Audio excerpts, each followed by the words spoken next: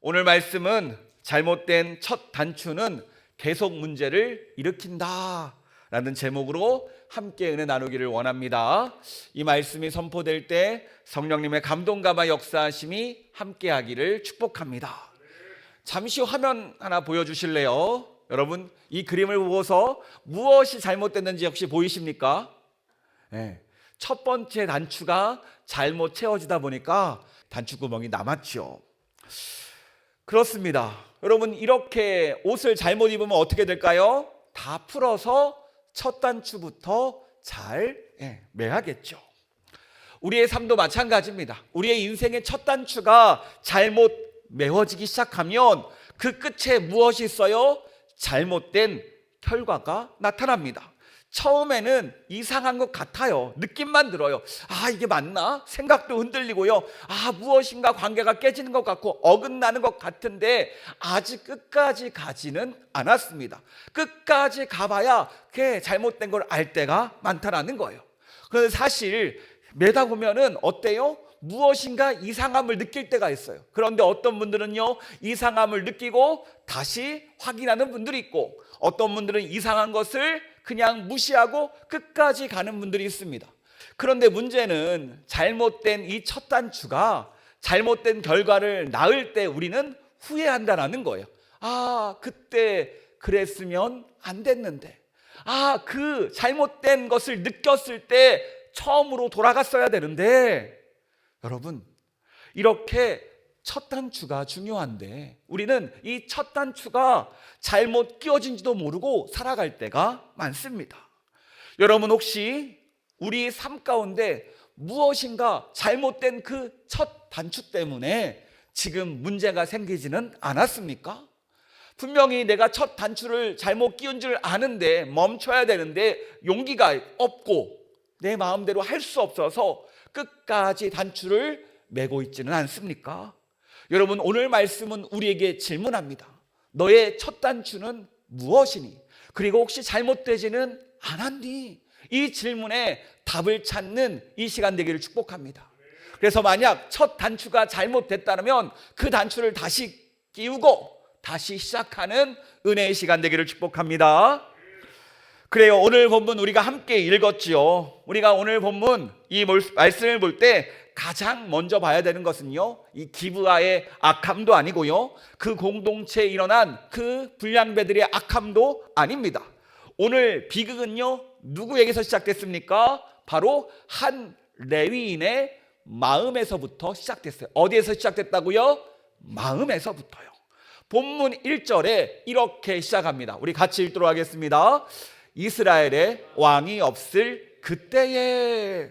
그래요, 우리가 계속해서 이 이야기를 나누고 있죠. 하나님이 왕이신데 사람들은요, 하나님을 왕으로 인정하지 않습니다. 그래서 그 결과 내가 왕이고 내 마음이 왕이고 내 감정이 왕이고 내 생각이 곧 왕이 된 시대였어요. 그러니까 내가 기준이다, 내 뜻이 곧 어명이다 라고 생각했던 시대입니다. 여러분, 어때요? 여러분은 나의 감정을 신뢰하십니까? 감정대로 살면 행복해질까요? 감정대로 하면 문제가 해결됩니까? 감정대로 살 때 관계가 좋아집니까? 아니죠. 반대죠. 감정대로 말하면 관계는 어떻게 돼요? 깨어져요. 멀어져요. 감정대로 행동하면 어떻게 해요? 후회해요. 감정대로 결정하면 반드시 그 대가를 치릅니다. 이 감정이라는 것을요, 우리는 신뢰할 수 없어요. 왜요? 이 감정은 진리가 아니에요. 요즘 12월 날씨가 너무 따뜻하죠. 따뜻하지 않습니까? 12월인데 영상입니다, 우리. 감정은요, 언제든지 날씨와 같아요. 예측할 수 없고요, 내일을 알 수 없어요. 또 내일은 또 눈이 엄청 온다고 하더라고요. 여러분, 혹시 감정에 속아서 결혼하신 분들 있죠? 웃는 분들이 있어요. 감정에 속아서. 지금 어때요? 그 감정 그대로이십니까? 믿음이 좋으십니다. 저희 집은 아까 저녁 먹는 걸로 또 한참 서로 감정이 식었느니 첫마음이 아니 고기가 너무 질기네, 요리를 못했네 그랬다가 그런 일이 있습니다. 사실 감정만으로 한 선택에는요, 반드시 그 관계가 흔들리게 되어 있어요. 오늘 1절 하반절에요, 이 감정, 이렇게 감정에 따라가는 삶이 어떤 선택을 했는지를 보여줍니다. 자, 우리 1절 하반절 말씀 같이 읽도록 하겠습니다. 시작.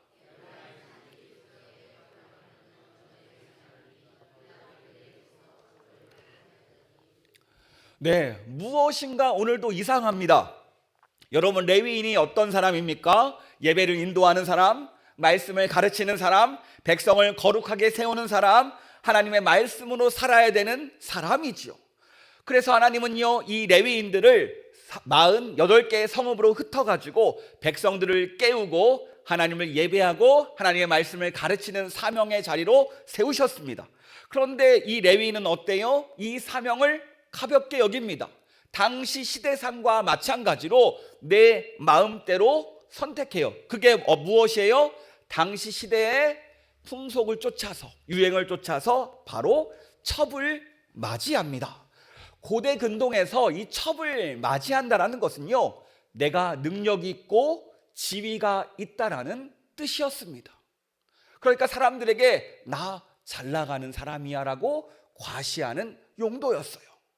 그런데 이 레위인은 하나님의 말씀을 따라야 되는데 하나님의 말씀이 아니라 내 마음과 내 욕망과 자기 과시를 위해서 살아가는 사람이에요. 한마디로 이 시대에, 사사시대의 이스라엘 백성들을 나타내는 대표적인 사람 중에 하나죠. 심지어 레위인까지 이랬다라는 것은요, 당시 얼마나 타락했는지를 보여줍니다. 그리고 그가 맞이한 첩도 이상합니다. 우리 2절 말씀 같이 읽도록 하겠습니다. 그 첩이 행음하고 남편을 떠나 유다 베들레헴 그의 아버지의 집에 돌아가서 거기서 넉 달 동안을 지내매. 좀 보수적인 곳에서는요, 행음했다라는 것을 이야기합니다. 성적으로 잘못했거나 성적으로 매출을 했다거나 라고 이야기하는데, 사실 이 원어의 뜻은 더 넓은 의미로 쓰였어요. 관계의 불충실, 배신, 마음의 멀어짐까지를 뜻합니다. 그러니까 오늘 본문에서 말하는 것은요, 이 여인과 이 남자의 사이가 벌어진 거예요. 그래서 처갓집으로 이 여인이 떠났습니다. 여러분, 처갓집으로 피신해 보신 적 있습니까? 예, 옛날에 한때 우리가 말 못할 사정이 있죠. 뭐 폭력을 휘둘렀거나 무슨 문제가 있을 때 우리는 처갓집으로 피신합니다. 그래서 이 상황을요, 새 번역은요 이렇게 해석합니다. 좀 두리뭉실하게, 무슨 일로 화가 난 그 여자는 이라고 크게 해석해요.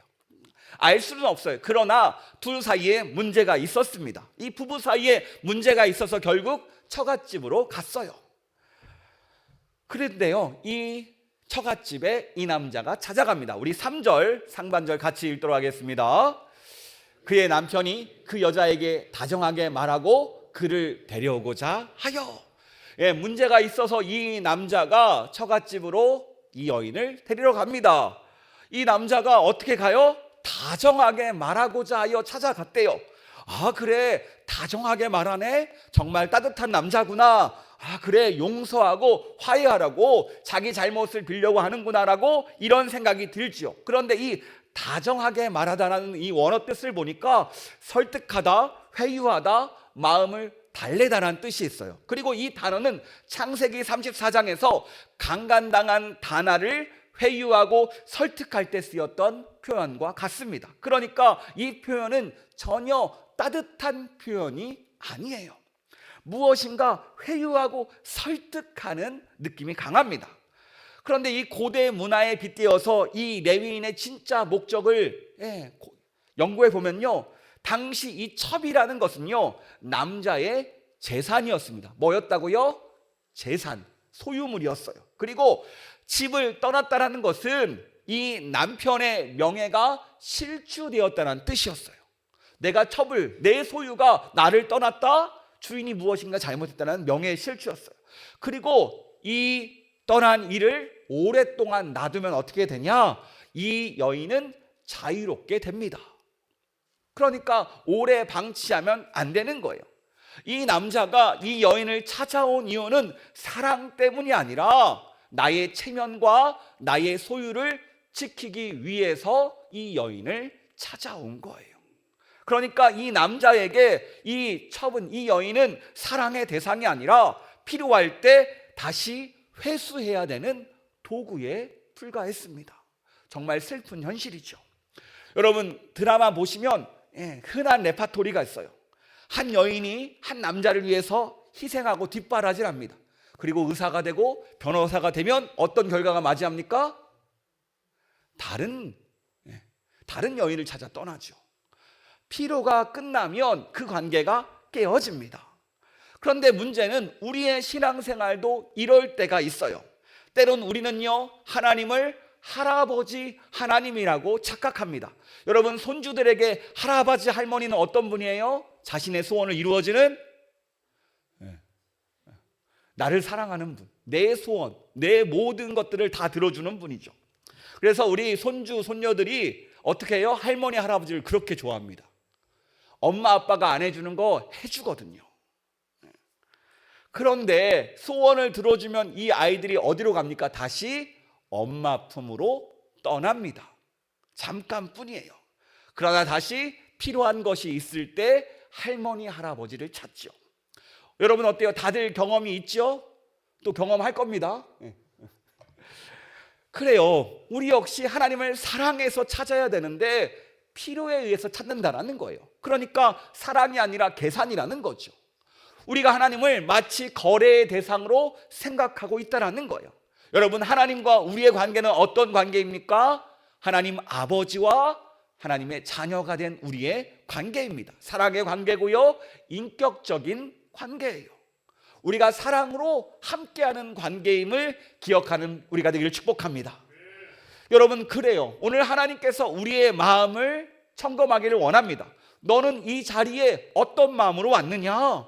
나에게 마치 손주, 손녀들이 할아버지를 찾듯이 도움이 필요해서 그 도움만 얻고 다시 떠나려고 왔느냐? 아니면 너희가 나를 사랑해서, 내가 보고 싶어서, 나와 함께하고 싶어서 이 자리에 왔느냐라고 물어보십니다. 여러분 어떠세요? 어떻게 대답하시겠습니까? 하나님 사랑합니다. 이 고백이 우리의 고백 되기를 축복합니다. 그래요. 오늘 본문을 보니까요, 레위인의 첫 번째 문제, 첫 단추는 무엇이었습니까? 마음의 타협이었어요. 첩을 들이는 마음의 타협이 있었죠. 이렇게 내 마음대로, 내 마음 가운데로 하다 보니까 자연스럽게 선택의 타협이 찾아옵니다. 자, 첫 번째 단추가 잘못 끼워지니까요, 두 번째 단추도 역시 잘못 끼워집니다. 우리 4절 말씀 같이 읽도록 하겠습니다. 시작.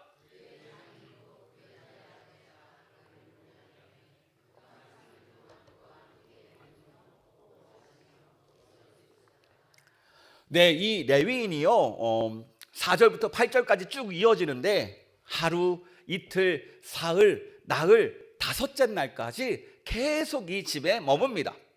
장인이 말해요. 오늘 좀 쉬어라, 내일 가라, 하루만 더 있어라 하니까 그 말에 끝도 없이 끌려갑니다. 성경은 계속해서 말하여 머물게 하매 머물며 간청하니 머물렀다. 여러분, 목적을 잃은 사람들의 특징이 있어요. 뭐냐면 바로 사람들의 말에 휘둘린다라는 거예요. 여러분, 귀가 얇은 사람들 있죠.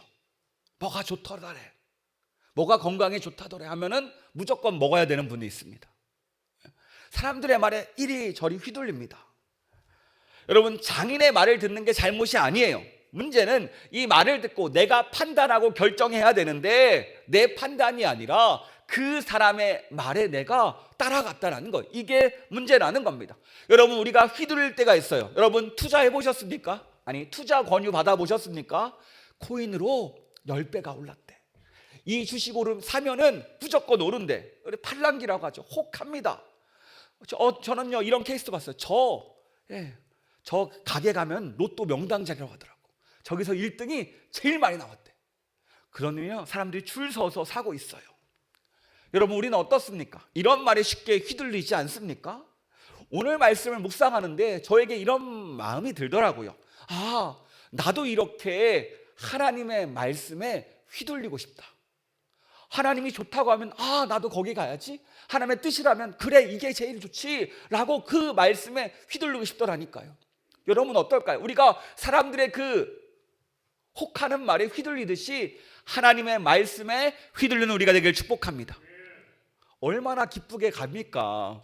실패할 때 우울해서 그렇지. 그런데 하나님께서 우리를 불러주실 때 그 부르심에는 실패가 없습니다. 여러분 오늘 하나님의 말씀에 휘둘리는 우리가 되기를 축복합니다. 그래요. 장인의 말에 며칠 휘둘리면서 부어라 마셔라 하다 보니까 어느 순간 이 레위인의 마음의 감정이 휘몰아칩니다. 갑자기 휘몰아쳐요. 내가 왜 이렇게 휘둘렸지? 이제 떠나야겠다.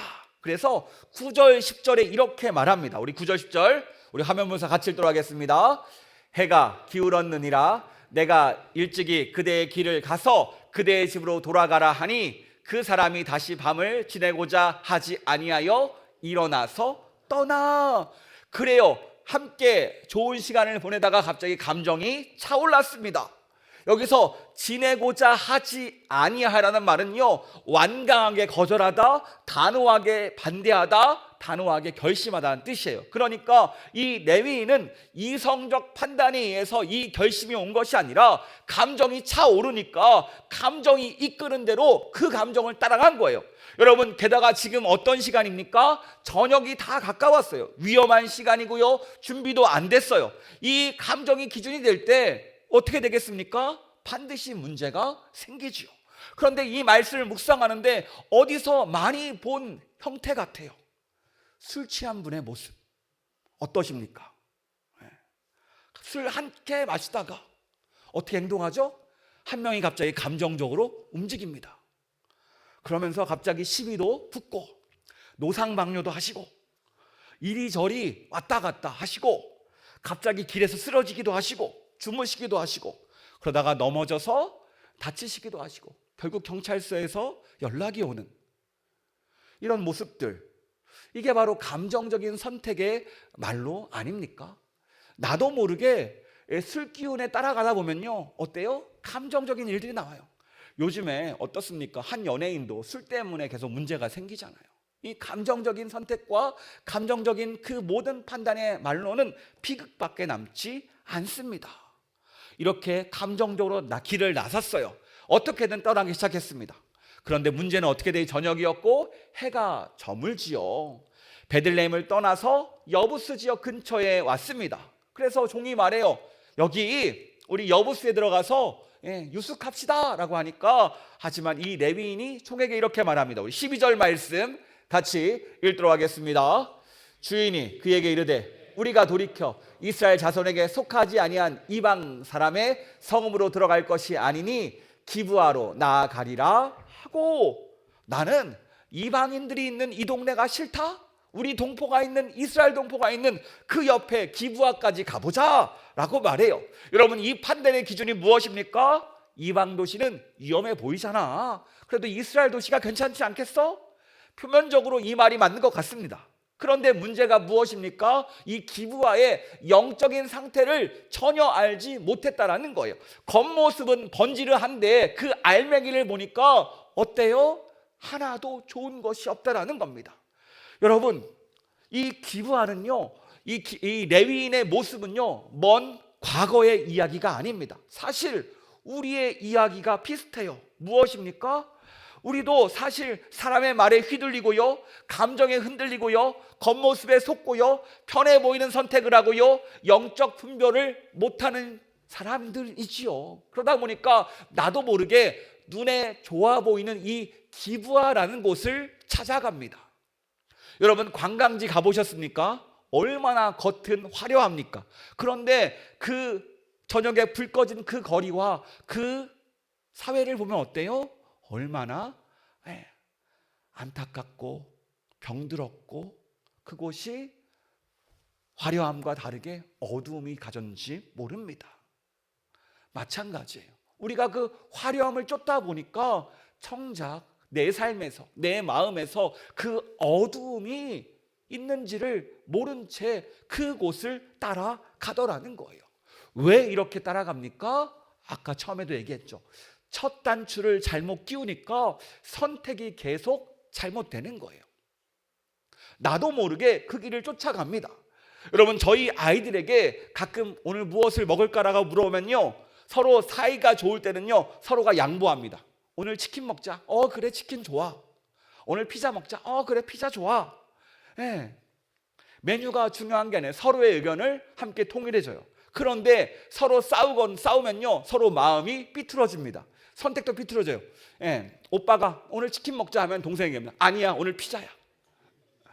아니야, 오늘 치킨. 둘이 싸워요. 그리고 또 음식 먹을 때 후회합니다. 아까 그냥 피자 시킬 걸. 아까 치킨 시킬 걸. 괜히 싫다고 해서 그냥 선택했는데, 좋은 게 싫어서 반대를 위한 반대였는데 후회를 하게 되죠. 그렇게 우리가 하나님을 떠난 마음, 하나님을 떠난 선택, 그 삶의 결과 우리에게 무엇이 남습니까? 잘못된 결과, 바로 비극밖에 남지 않는다라는 거예요. 첫 번째 단추, 두 번째 단추가 계속 잘못되다 보니까 마지막까지 비극밖에 남지 않습니다. 그래요. 이 레위 사람은요 이렇게 생각했습니다. 이방 땅 여부스보다 이스라엘 기브아가 더 안전하겠지. 우리가 여행지 보면요 한국 사람들 보면 되게 반갑잖아요. 그런데 사기는 대부분 어디서 일어납니까? 한국 사람들 사이에서 더 많이 일어나죠. 요즘이야 많이 그렇지만 마찬가지인 거예요.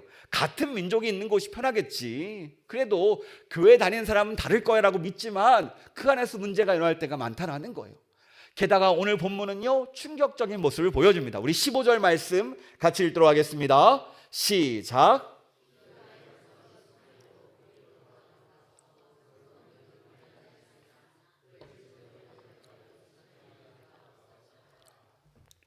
그래요. 막상 기브아에 가보니까 자신들을 맞아주는 사람이 없었습니다. 당시 나그네 정신에 의하면 정말로 반갑게 환대해 줘야 되는데 그런 분위기가 아니었어요. 여기서 영접하다라는 뜻은요 원어적으로 문을 열다, 맞아들이다, 품다, 보호하다라는 뜻인데요, 지금 막상 도착해 보니까 단 한 사람도 이들을 환영하는 이가 없었어요. 왜입니까? 형편이 안 됩니까? 방이 없습니까? 무엇 때문입니까? 진짜 이유는 마음이 죽었기 때문이에요. 마음이 죽었다는 말은 다른 말로 영적으로 죽어 있다는 뜻입니다. 그래요. 사실 겉모습은 이 도시가, 기브아라는 도시가 이스라엘 도시였지만 막상 뚜껑을 까보니까 그 안이 이방 도시보다 더 차가운 곳이 바로 기브아라는 동네였습니다. 이게 무엇을 말합니까? 하나님을 잃어버린 그곳은요 결국 사랑도 잃어버리고 자비도 잃어버리고 이웃을 향한 그 마음까지도 모두 잃어버린다는 거예요. 결국 껍데기만 이스라엘이라는 이름만 남았고 그 알맹이를 보니까 하나님 없는 도시, 사랑이 사라진 도시, 죄가 가득한 도시였다는 거예요. 여러분, 사람들이 교회에 와서 무엇을 원합니까? 환대받기를 원합니다. 만약 우리 교회에서 서로를 따뜻하게 챙겨주고 환대함이 없다라면 똑같은 모습이에요. 우리 마음 가운데 무엇이 없다라는 겁니까? 영적으로 우리가 죽었다라는 뜻이에요. 사랑이 없고요 자비도 잃어버렸다는 뜻입니다. 그러면 안 되겠죠. 우리가 무엇을 회복해야 됩니까? 하나님 사랑을 회복해야 될 줄 믿습니다. 우리가 이곳에 누구라도 와서 환영받고 격려하고 위로받고 각자의 삶으로 돌아가야 되잖아요. 여러분, 이 역할을 우리 교회가 감당하기를 축복합니다. 그래요, 이들은요 영접하지 않았습니다. 환대도 없었고요 사랑도 없었고요 따뜻함도 없었습니다. 결국 마음이 완전히 식어버린 동네였습니다. 결국 밤이 되자 문제가 터집니다. 이 기브아의 불량배들이 소식을 듣고 이 사람이 머무는 곳에 찾아옵니다. 그 남자를 끌어내려라, 우리가 그를 상관하겠다, 그와 관계하겠다라고 이야기하면서 이 남자를 끌어오려고 해요. 이 구절을 보수적으로 보면은 동성애 구절로 보기도 하고 좀 밝게 보면은 당시에 폭력을 행하면서 이 사람들에게 자신의 지위를 보여는 그런 것들이 있다라고 해석하지만 아무튼 이 맛을 보면요 이 풀량배들이 이 사람을 위협하였고 이 위협에 이 사람이 어떻게 대처합니까? 자신만 살겠다고 자신의 첩을 불량배들에게 던져버립니다. 결국 이 여인은 어떻게 돼요? 새벽에 죽게 되죠. 밤새 고통을 당하고 새벽에 죽게 됩니다. 이게 바로 타락의 끝이에요. 여러분, 이 장면은 사사기의 그 잔혹함, 그 현실을 보여주는 모습입니다. 성경에 이것을 그대로 기록해 두었어요. 왜 성경은 기부와 이야기를 우리에게 보여주고 있습니까? 이게 바로 하나님을 잃어버린 공동체의 모습이라는 거예요. 한 사람 한 사람 하나님을 잃어버린 사람들이 모이니까 그곳에는요, 악밖에 남지 않습니다. 죄밖에 남지 않습니다. 모든 것이 무너진 사회를 보여줍니다. 물론 오늘 이 레위인을 맞아준 한 노인이 있었지만 한 사람의 노력으로는 그 공동체의 악을 막을 수 없었어요. 여러분, 사실 이 기부하는요, 먼 과거의 이야기가 아닙니다. 오늘 이 시대의 이야기이기도 하고요, 우리 가정에서, 우리 마음에서 기부와 같은 곳이 존재한다라는 거예요. 여러분, 우리는 어떻습니까? 우리 가정은 어떻습니까? 우리 마음은 어떻습니까? 우리 가정에서 대화가 끊기고 서로 외면하기 시작하면요, 그 관계 속에서 나도 모르게 이 기부화가 시작됩니다. 나만 아니면 돼라는 생각이 찾아오는 순간 나도 모르게 그 땅이 기부화가 되었습니다.